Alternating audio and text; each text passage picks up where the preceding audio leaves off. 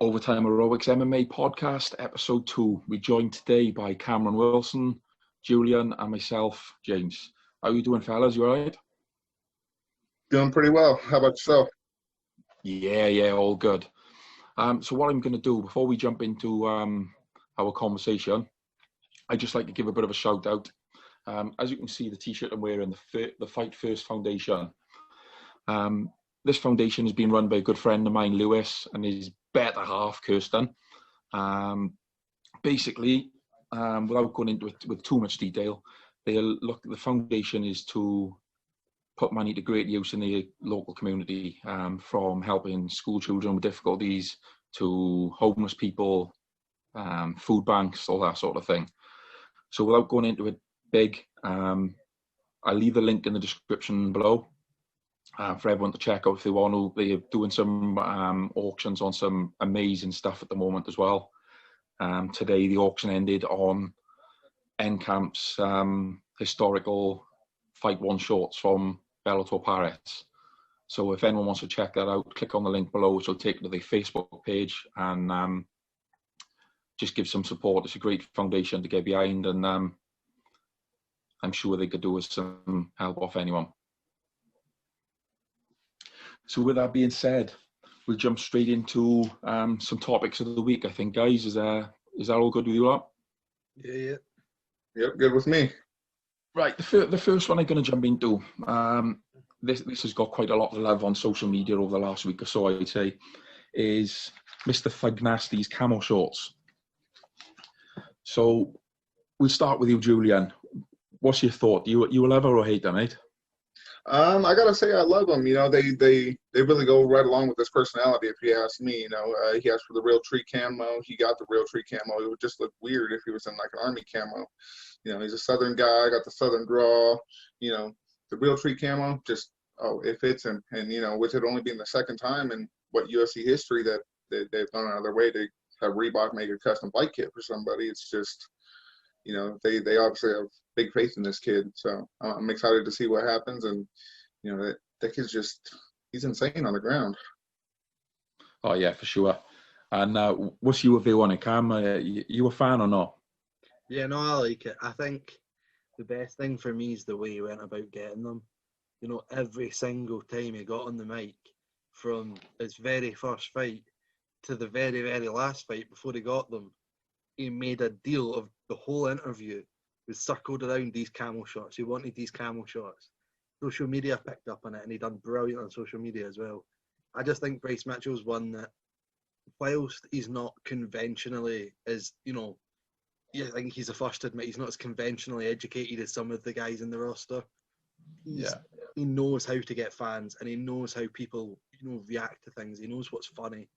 He knows people, and he's picking up a fan base quicker than most people do. And I think those camo shots are a huge part of it. The whole, I wouldn't say it's a gimmick, but it almost was. It was almost a gimmick that he was doing, even though it was real to him. That he was just, you know, harping on about these single camo shots all the time. Do you think it may have started like a gimmick and it rolled into something bigger? I don't think so. I think he's genuinely he wants these camo shots. I was watching an interview with him, and he was saying something along the lines of he got given them randomly after fighting like 10 fights without, just in plain black shorts, and then someone randomly gave him them backstage, and he wore them, and from then on he was wearing them. And when he said on the broadcast that if it got to it last night, he was prepared to go in there with the camo shorts on, regardless of Reebok, and have the security fight them off of him. I think it was quite a good story, that. Pushing it. I don't think it's a gimmick. I think he wanted it, and he realised how funny it was. And he thought, I mean, from the end with you guys, really, I think it's a good thing. It's just bringing that bit of originality back. For me, it was a little bit.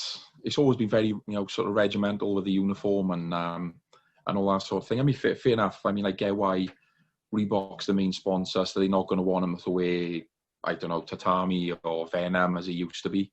But I'm sure Reebok has got the ability and the willing to be able to put a couple of customizers pieces together from, really. I mean, with the money that UFC is surely bringing in, it's got to be something going forward that we're going to see more fighters doing, I would have thought.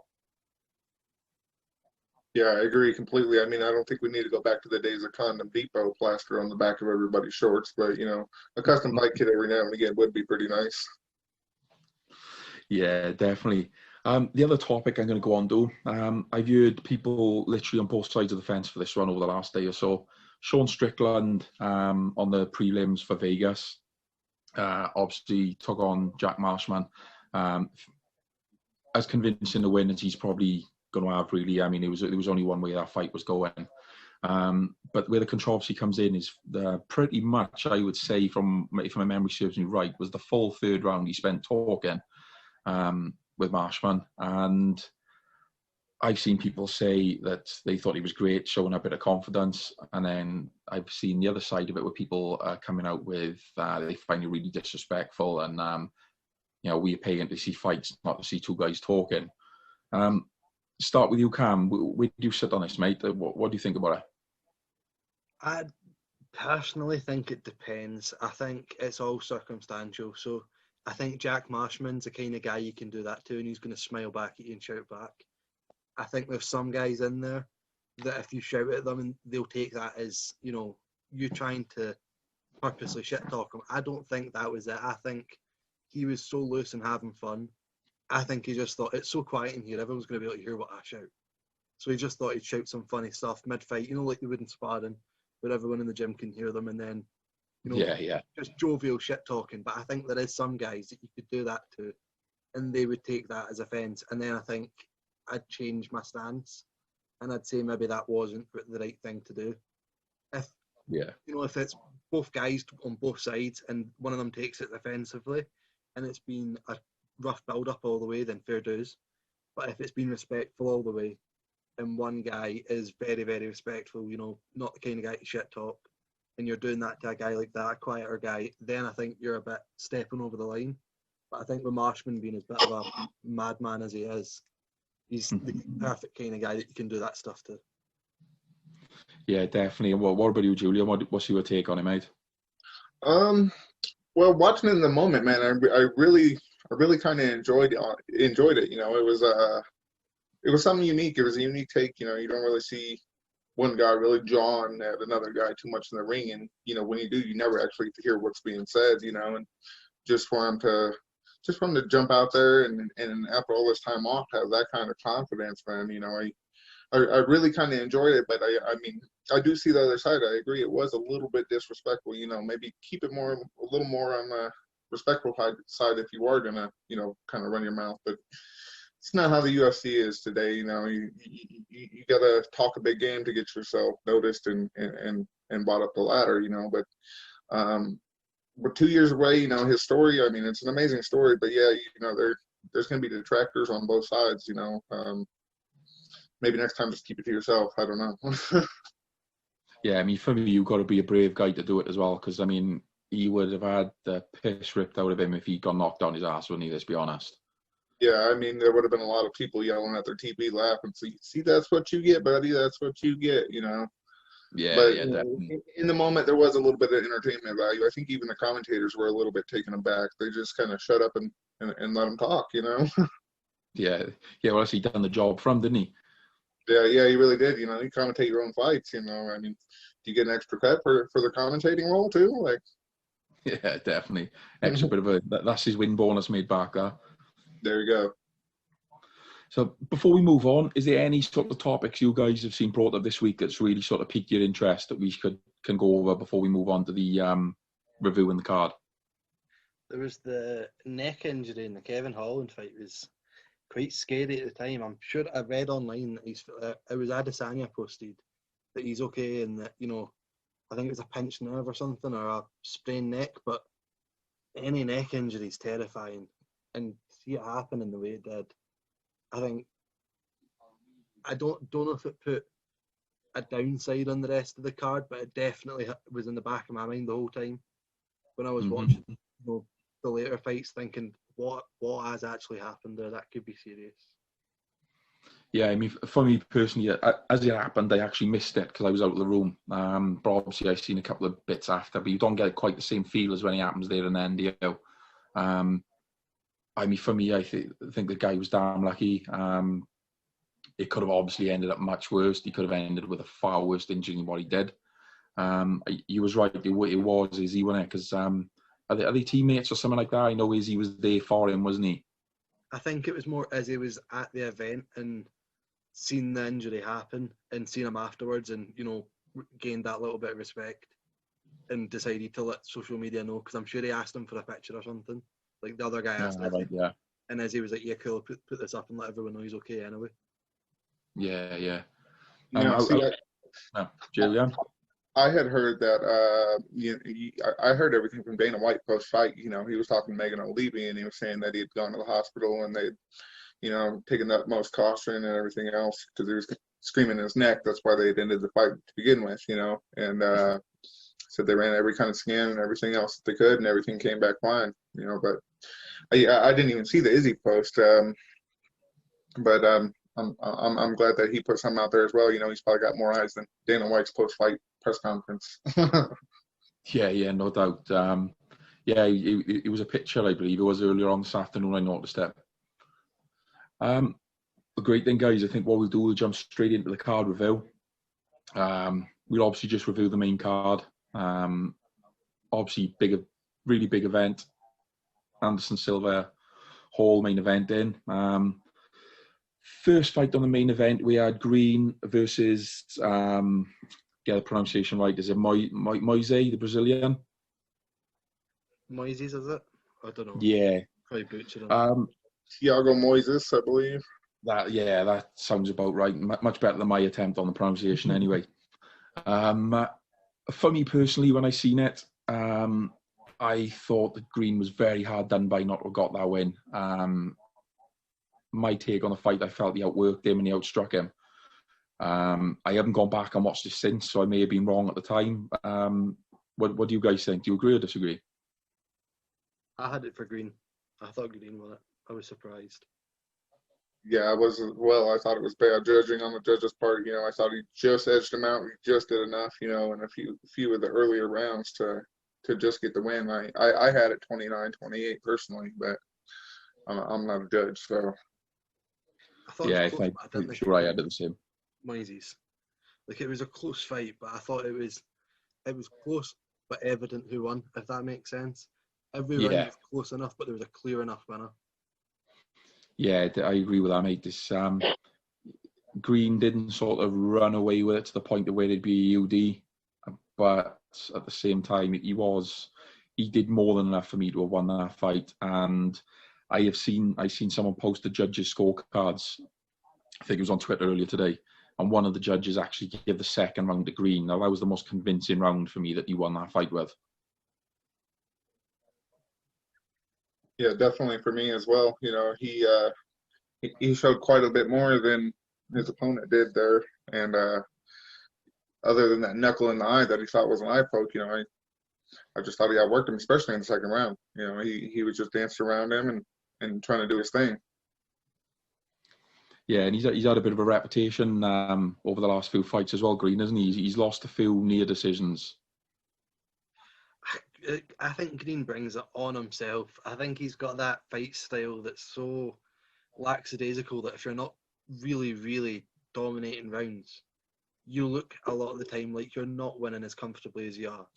You know, I think with the way Green fights, he's inviting pressure because he wants you to pressure him so that he can dip away and, you know, prod you with his jab or catch you with a hook as he ducks under something.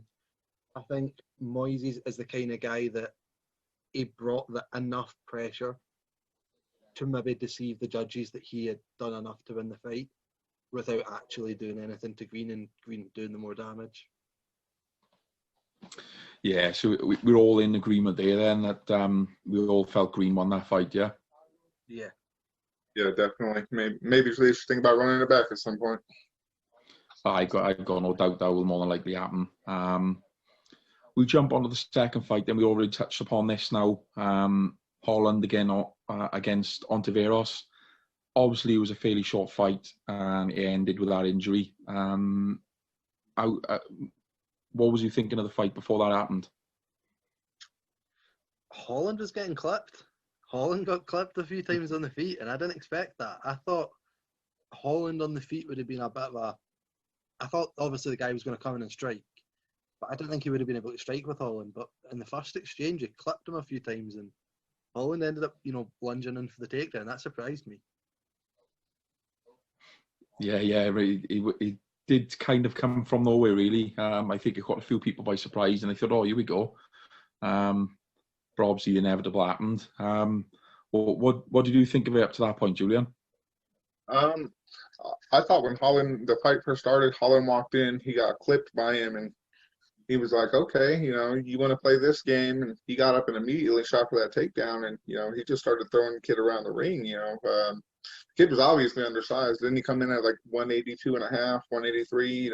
Natural welterweight as opposed to middleweight. And unfortunately, there's levels to this game, and he not just levels, but weight levels for a reason. We have divisions for a reason. You get picked up, slammed around. Bad things are going to happen every damn time.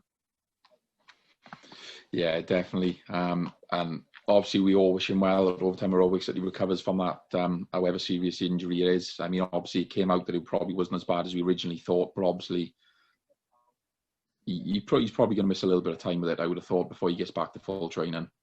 Yeah, poor kid, man. Necks are bad, and you're always lucky if it's a sprain. I think you always have to be grateful, because any more force or any slight movement that you could have made, and that could have all been different. It could have been, rather than looking at like an neck sprain and a few weeks out, you could have been looking at a broken neck and possibly a career or life ended, and that's not something that to be taken lightly. I think necks and backs, the two scary ones.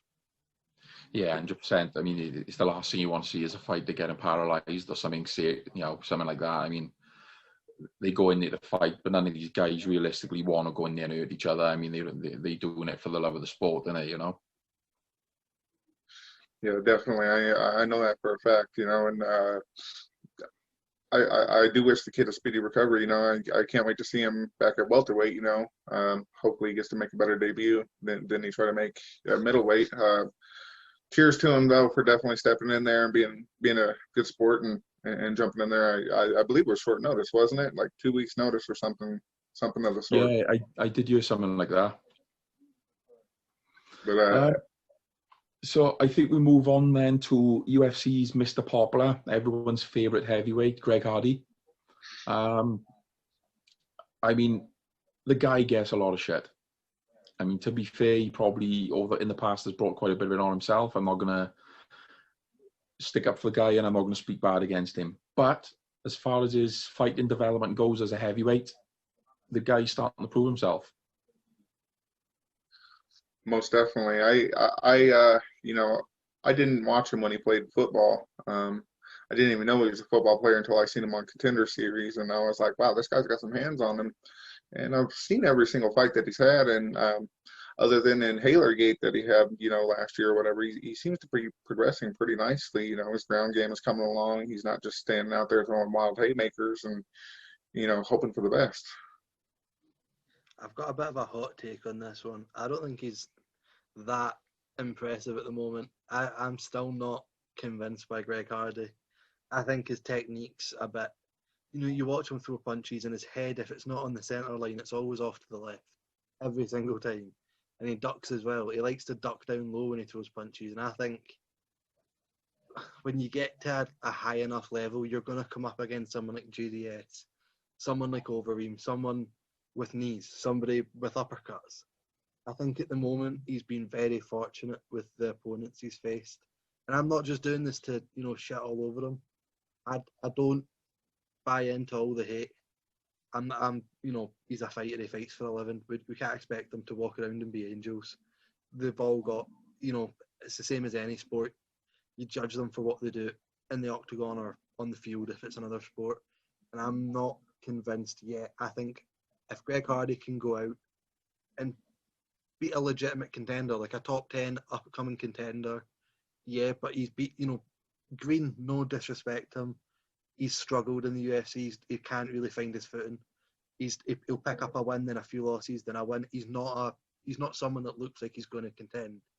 Greg Hardy, they're trying to make him out to be like that without beating a contender. And I don't know, I'm not sold on him yet. I'm not sure what kind of fighter he is. I don't know if he's a stand-up guy or if he's a grappler, because if he's a stand-up guy, his technique's not fantastic. If he's a grappler, then we've not seen anything of it. Yeah, I think you're seeing the typical guy who's come from another sport. He's coming to it. I mean, I don't personally know how long Greg's been sort of training for, but you can clearly tell that he's not one of these guys that's been doing it since he was a child, sort of thing. Then, yeah, he's learning on the spot. I think that's the thing that I'm trying to get at more than anything. Really, is he does appear to be learning. As you were just talking about legitimate contenders, I think he's a minimum of 3 fights away before he's fighting a clear top 10 for me personally. Minimum. And that's if he keeps progressing. But I just think he done himself a few favours with the way he finished that fight off. Because as you say, Green he's prone to a win here and there. Could have been a banana peel for Hardy, but he got through it. And it was quite a nice finish, really, wasn't it? Yeah, it wasn't too bad at all. I honestly thought he was going to finish him there in the first round for a minute there. You know, he dropped him with that big bomb and jumped on him, and Green managed to survive. You know, I think what's helped Hardy out a lot is, you know, he's one of those guys that's just a natural athlete. You know, whether or not he knows technique, whether or not he knows, you know, the proper positions and everything else, he has power, he has speed, he has that athleticism that really does help him. And, you know, I do agree he's at least 3 fights away. And honestly, after last night's performance, that poor guy was still gassed out during the post-fight interview. He needs some better cardio. He almost missed weight. You know, he got that extra hour to shave that half pound, but yeah, you know, that's that. How do you miss weight as a heavyweight? You know, you got a big range there. Yeah, it's definitely not seen quite as much as the lower weights, really, is it? No, definitely not. Do you think a lot of people defend him with the asthma thing, obviously. Do you think that does play such a big part in his conditioning? Or do you just literally feel like maybe he needs to be putting a little bit more into his cardio? I don't think it plays a part. I mean, I'm in obviously no shape to do anything now, but I've had asthma my whole life and I played football at a high level. I mean, I think if you're committed enough, you can get fit, regardless of whether you've got asthma or not. You know, asthma sucks, but it doesn't mean you can't breathe. It just means that you're a little bit more short of air. If you struggle to take an inhaler in training camp, get yourself to a level where you don't need your inhaler. You can, folk with asthma can condition themselves just as well. I think, and again, I'm not saying this just to be critical of him, because I think his cardio's not bad. I just don't think he knows how to pace himself. I think he's used to going out there and football at short bursts, and then, you know, you could be on defence for a while or whatever it is, and then you come off and you sit off and let the other side do it. Whereas in MMA, you're in there for 25 minutes and then you're done. You get 1 minute in between rounds, max. I don't think he's quite figured out the whole pacing himself side yet. And I think he throws too much into punches that aren't going to land, that he should be using more as decoys. You know, a lazy jab that he should throw out there to try and get a reaction, he'll lunge his full body into it now and waste that energy for a shot that's not going to land, that is only meant to be a feint. And I think that's something that will only come with, you know, fights and experience. Yeah, and obviously it's something that needs to be coached into him a little bit more, really. As you say, I totally agree with what you say with that, really. He does sort of waste a lot of energy that could be conserved in a far better way, especially for the guy that struggles when the fight gets going. So we move on to the co-main then. Bryce Mitchell versus Feely.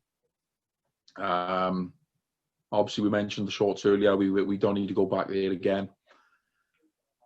What did you think of the performance? I mean, obviously, it was Mitchell's 14th win. I'm not sure how you guys want to perceive his record as being. I mean, some say it's 14-0, some say it's 14-1, with that loss coming on the, I forget, was it the Ultimate Fighter or the Contender, one or the other?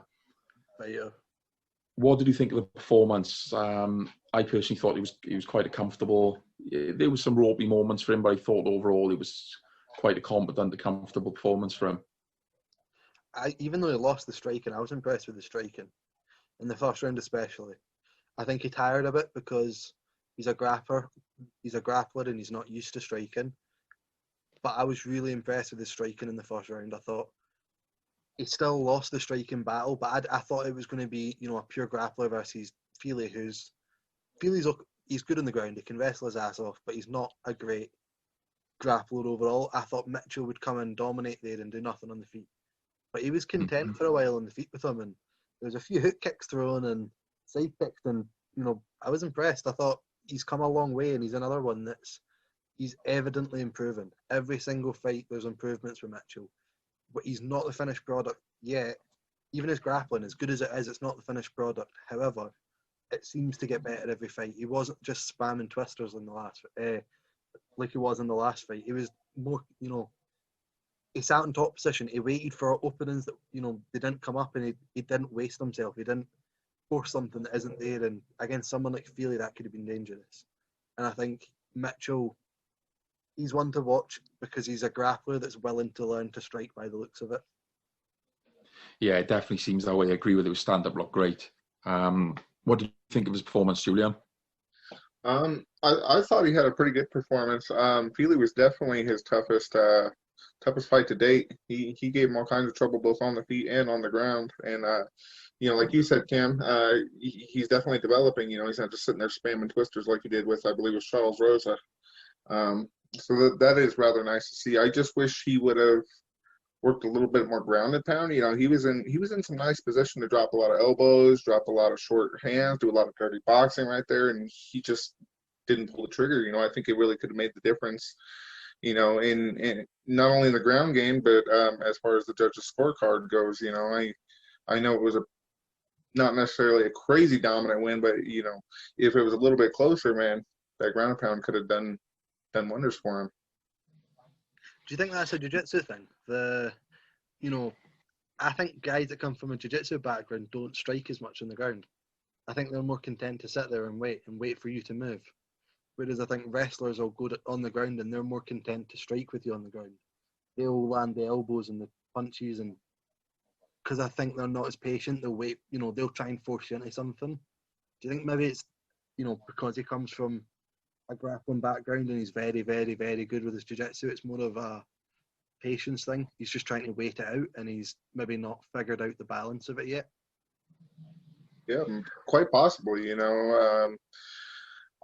know wrestlers are more keen to try to move position, not necessarily be quite as patient, and like you said, drop elbows and hammer fists and just try to get him out of there.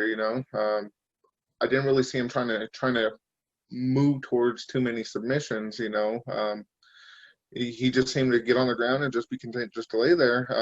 I feel like as he moves up in competition a little bit more, he's going to have a lot tougher time with guys just letting him lay there on top of him. He might get him down, but they're not just going to stay there. Case in point, like Israel Adesanya, you can take the man down, but he's yet to stay there. As soon as he gets down, as soon as his butt hits the floor, he's right back up. So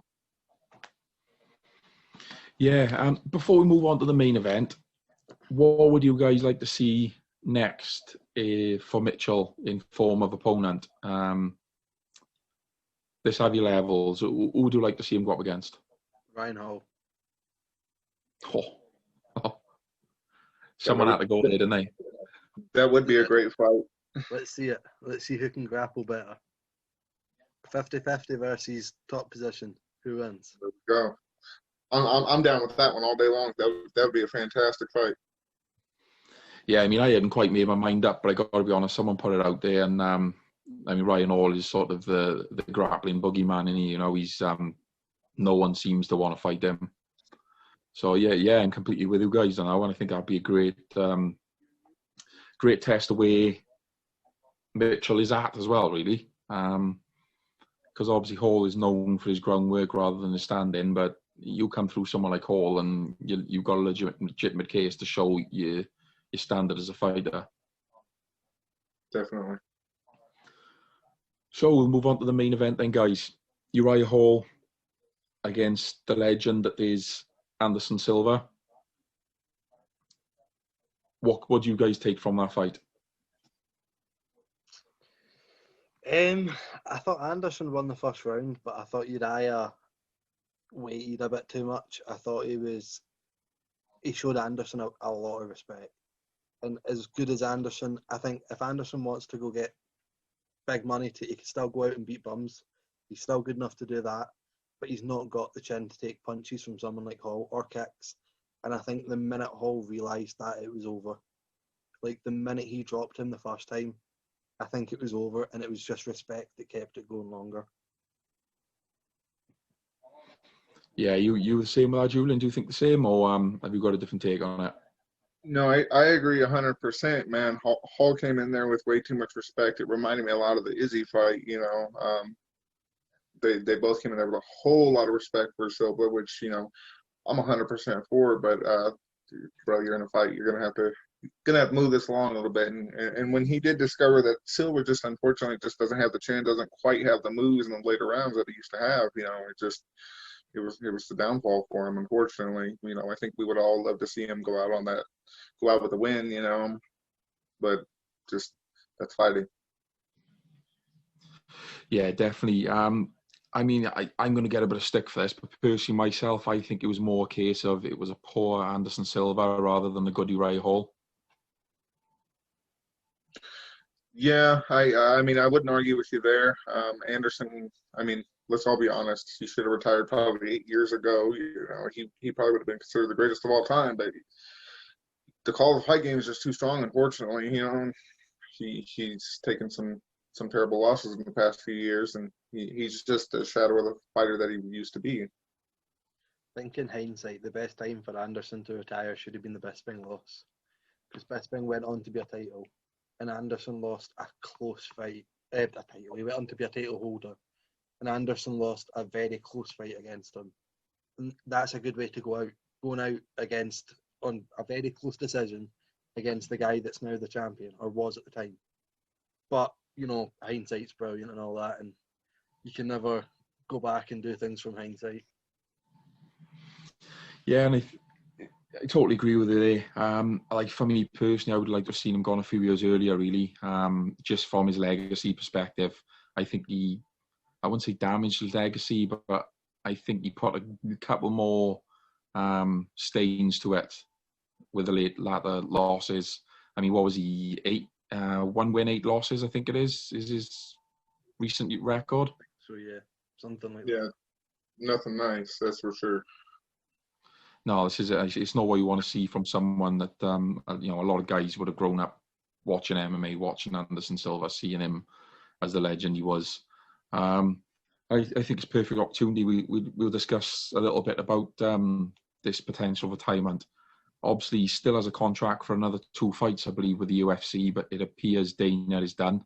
I seen this comment earlier on where Dana apparently said that he shouldn't have put him into the fight at all, or he wished he hadn't put him in. He was something along those lines. So what do you think? Do you think he's done, or do you think we could end up seeing him at maybe a Bellator or one in the next few months? I unfortunately think he's not done fighting. I love Anderson Silva, but I just feel it's time for him to hang it up. You know, he's such a legend. I'd hate to see him tarnish his name anymore. But I feel like he will end up in Bellator, maybe one, even maybe somewhere in Brazil. You know, they worship him basically as a god down there. You know, it's Anderson Silva. Mm-hmm. But yeah, I don't think he's done.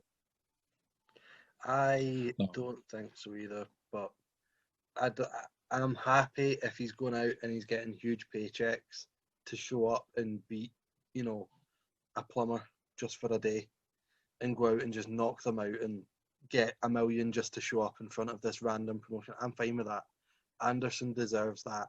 He doesn't deserve to go and, you know, get fed to absolute killers and get knocked out time and time again for less than he'd be making in the UFC. I hope if he does do it, he goes down the route of exhibitions like Floyd Mayweather, fighting people that he knows he's going to beat. Like, pick someone that you know you're going to beat, demand a huge push, you're a huge name, show up, beat them, and, you know, go away with your money. Yeah, so you'd like to see him maybe at like, I don't know, throw it out there, no disrespect to him, but maybe like a Rising then, where he's going to get a big sum to fight sort of some random Japanese guy maybe, for maybe 6 figures if he can get it. Yeah, if anyone deserves something like that, it's Anderson. He'd go out, get a few exhibitions and, you know, make your money, go back and see the Asian crowd that he made a name with. Maybe fight in Brazil one more time in an exhibition, and that's you done. Ride off into the sunset with your millions. Ideally. Yeah, it wouldn't be. It'd be nice to see him go away that way if he was to go to like a Bellator. I've got a fanboy in me who would like to kind of hope to see maybe that potential fight could draw Chael Sonnen back. Maybe we could get Silva Sonnen 3 and get a little bit of entertainment going our way for his last fight.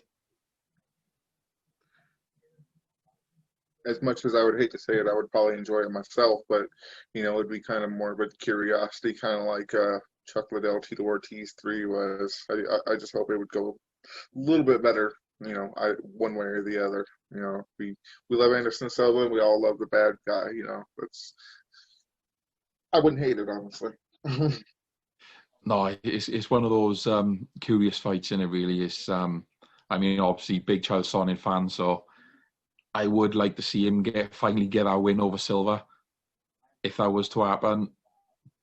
But I'm kind of with Cam on this one. I'd like to see Silva go out with a win. I'd like to see him more than comfortable financially. So I think a fight out somewhere like a Rising or something along them lines would be the way to go for him. Yeah, good possibility. You know, only time will tell, though. Yeah, for sure. So before we wrap up, then one quick thing, then, guys. What are you looking forward to happening over the next coming weeks? Is there something specifically you're looking forward to in the world of MMA? Honestly, I want to hear a little bit more about this whole Jan Izzy thing going on, man. If Izzy's moving up, you know, let's get this fight done. Let's get it on paper. Let's get a date set. Let's start talking about it. That's going to be one hell of a fight either way. That Polish power against Izzy's precision. Let's do it. But in the near term, man, Thiago Santos and Glover Teixeira, I mean, that could be an absolute banger one way or the other, you know. Santos has that stand-up power. Dude almost beat Jones, you know. If he wouldn't have got them legs taken out, there was a good possibility. But, you know, Glover Teixeira, he's on that late resurgence, and he's been unbeatable recently. So that's kind of what I'm looking forward to. What about you, Cam? What are you looking forward to, mate? Near future, I'm looking forward to the next pay-per-view. Although I still maintain that it should have been Brandon Moreno in the, you know, title in the first place. Ahead of Cody, ahead of Perez. Should have been Moreno. Although I'm still looking forward to it, because who's never excited for Valentina's fights and Biggie? Yeah, definitely. It's going to be one to tune in for. Well, look, guys, I think that's perfect opportunity to wrap up on that now. We get back together soon, and enjoy the rest of the evening, guys, and talk to you in the week. You as well. Thank you so much, sir.